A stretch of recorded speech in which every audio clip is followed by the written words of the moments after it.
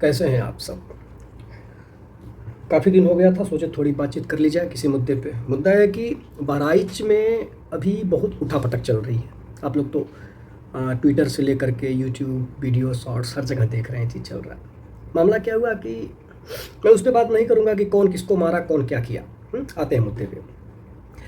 मामला है कि जैसे एक जुलूस निकलता है। जुलूस मतलब ठीक है, जो हम लोगों के हिंदू धर्म में होता है, जुलूस निकलता है, ठीक है। उसमें गाने बजते हैं, कुछ लोग इसका विरोध करते हैं। उसके बाद उनमें से एक बालक जा करके, तथा मैंने लोग कह रहे हैं ऐसा, जो साक्ष्य लोग वीडियो साक्ष्य दे रहे हैं, जाके झंडा उतारता है और उसके बाद उसकी हत्या हो जाती है। बहुत निर्मम हत्या हो जाती है और यह जो है बहुत गंदी स्थिति, खतरनाक स्थिति है समाज की, लेकिन ठीक है जो हो जाती है। उसके बाद जो है दंगे भड़क जाते हैं। अब यहाँ मामला क्या है? मामला ये यहाँ पे धार्मिक तनाव हो रहा है। एक व्यक्ति जा रहा है, झंडा उतार रहा है। अब इसमें कौन राजनीति खेल रहा है, कौन क्या कर रहा है, मामला ठीक है, लेकिन शुरू कहाँ से हो रहा है? आखिर वो बालक के काम करने के लिए प्रेरित कहाँ से हुआ? बात तो यहाँ से शुरू होती है ना। आखिर वो गाना सुन करके, जो लोग कभी उस गाने में पार्टिसिपेट करते थे, वह गाना सुन करके उनको इतना गुस्सा क्यों आया, को विरोध करने लगे कि ये गाना ना बजाओ। और उनके विरोध के बाद एक बालक जा करके जो है झंडा उतार के फेंक के भगवा झंडा लहरा रहा है। उसके अंदर ये चीज़ें भरा कौन? ये चीज़ें आज से तो है नहीं। आज भी हम देखते हैं कि बहुत सारे गांव ऐसे मिल जाएंगे जहाँ पे एक दूसरे के साथ लोग खूब घुल मिल करके पार्टिसिपेट करते हैं। दोनों लोग एक दूसरे के त्योहारों में साथ में रहते हैं, चाहे हिंदू हो मुसलमान हो। लेकिन यह स्थिति, यह तात्कालिक स्थिति देखने की बात नहीं है। तात्कालिक स्थिति में क्या है? एक बालक की हत्या हुई, एक व्यक्ति की हत्या हुई और शायद 2 लोगों का एनकाउंटर हुआ और दंगे भड़के। बहुत सारे लोग इसमें जो है, निरीह लोग जो है परेशान हुए, ठीक है। प्रशासन, जनता और राजनीतिक पार्टियां, क्षमा करें राजनीतिक मुद्दा नहीं, लेकिन पूरी तरह से राजनीतिक मुद्दा है। सारे माहौल इन राजनीतिक पार्टियों के द्वारा ही बनाए जाते हैं और यही लोग पूरे देश को, अंग्रेज चले गए, अंग्रेजियत छोड़ गए, ये लोग, यही लोग जो है कोई धर्म में बांटने पर तुला है, कोई जाति में बांटने पर तुला है, कोई संप्रदाय में बांटने के लिए तुला है। हर तरह से एकदम बिल्कुल जनता को उठा के पटक के एकदम बिल्कुल जो धोबी पछाड़ मार के लोग जो है चूस लेने पर लगे। भाई साहब, ये माहौल ऐसा बना क्यों?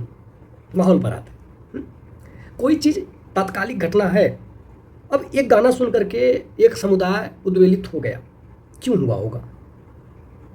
कारण क्या है इसका?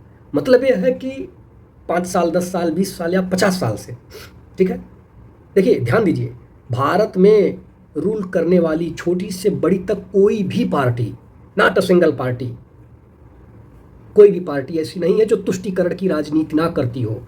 चाहे साउथ इंडिया की जितनी पार्टियां हो, कोई भाषा की राजनीति कर रही है, कोई जात की राजनीति कर रही है, कोई धर्म की राजनीति कर रही है, चाहे हमारी सारी राष्ट्रीय पार्टियां हो, चाहे बीजेपी हो, चाहे कांग्रेस हो, चाहे तृणमूल कांग्रेस हो, ठीक है, असम की जितनी पार्टियां हैं, उत्तर प्रदेश की जो क्षेत्रीय पार्टियां और बिहार की, ये लोग तो शिक्षा व्यवस्था को ऐसे मरमरा के तोड़ दिए हैं कि आदमी उठ के नहीं चल सकता है। अब एक पार्टी बैठी है कि भैया हम अब पूरे देश को जो है 2 संप्रदायों में बांट देंगे। एक पार्टी बैठी है पूरा गठबंधन बना करके कि हम जाति जनगणना करा के जातियों में तोड़ देंगे। आइए थोड़ा सा पीछे चलते हैं। मार्ले मिंटो सुधार खूब पढ़े, हो सकता है, ठीक है, आप लोग, बहुत लोग आम जनता होंगे सुनने वाले। मार्ले मिंटो सुधार के बारे में थोड़ा सा गूगल पे ऐसे बोलिएगा कि मार्ले मिंटो सुधार क्या था।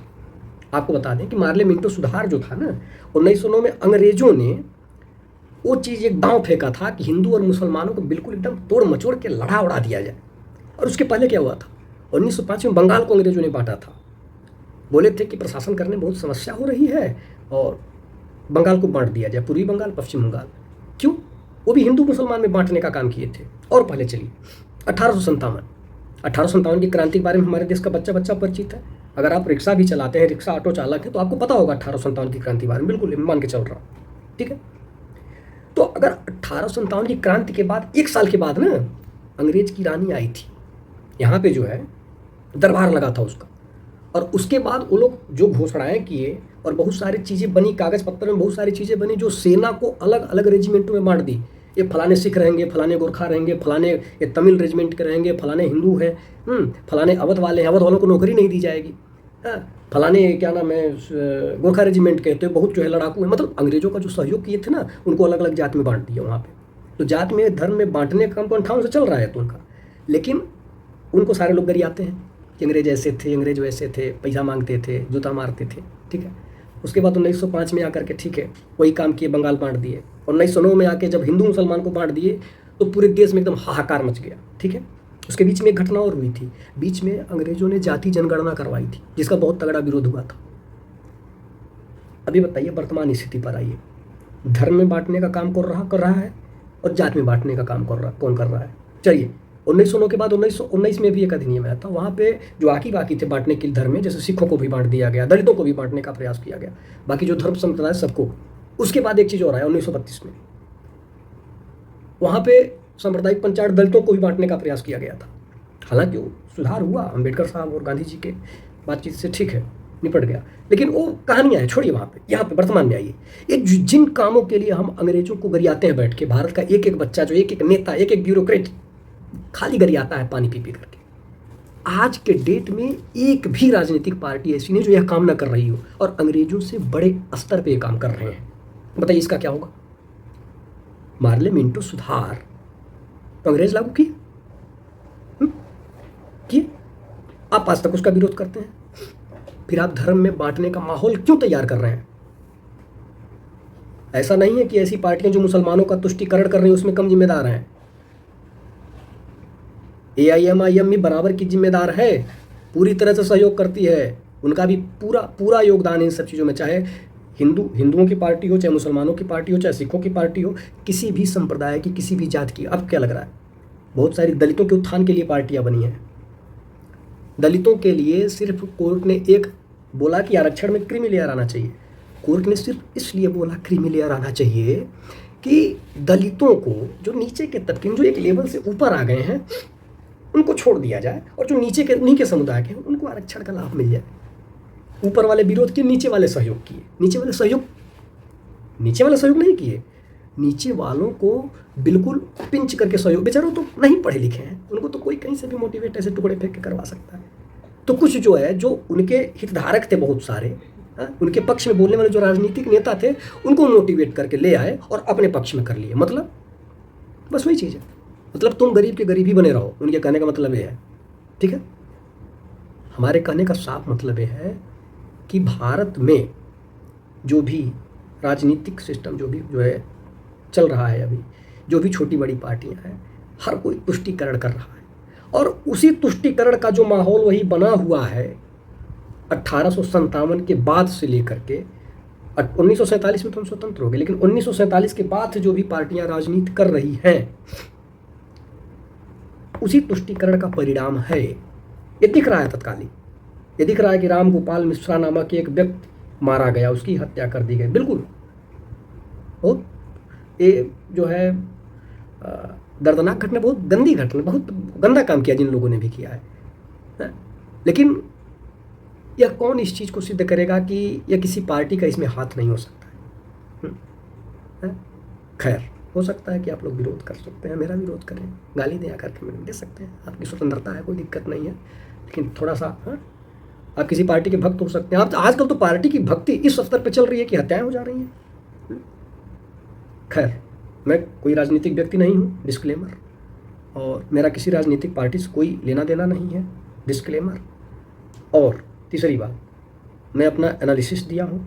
चौथी बात, मैं सिर्फ यह बताने का प्रयास कर रहा हूँ आम जनता से, जो भी आप लोग सुन रहे हैं, हिंदू, मुसलमान, सिख, ईसाई, या फिर जिस भी जात के हैं, ब्राह्मण, क्षत्रिय, वैश्य, शूद्र, जो भी हो, बावन, ठाकुर, गडरिया, उससे नहीं मतलब है।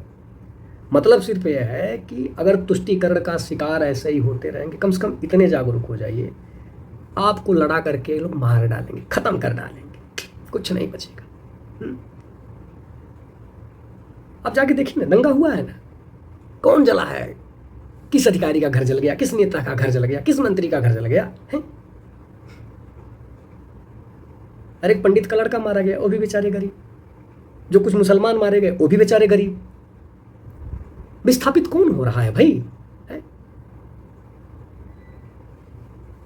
अगर गांधी जी आज जिंदा होते ना, तो जैसे नोआखाली में दंगा भड़क रहा था तो वहां पे जाकर अनशन दिए थे, वो अनशन नहीं देते, हो सकता है आत्मदाह कर लेते।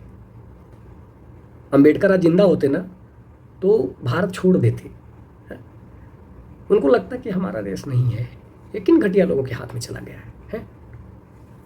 लेकिन ये बड़े गंदे लोग हैं यार। खैर चलो ठीक है, मिलते हैं फिर। वीडियो आड़ा टेढ़ा बन गया है, नॉर्मल ऐसे मोबाइल शूट किया गया दिख रहा होगा। एडिटिंग तो आती नहीं, तो फिर ऐसे ही डालते हैं, अपलोड करते हैं। फिर मिलते हैं, नमस्कार।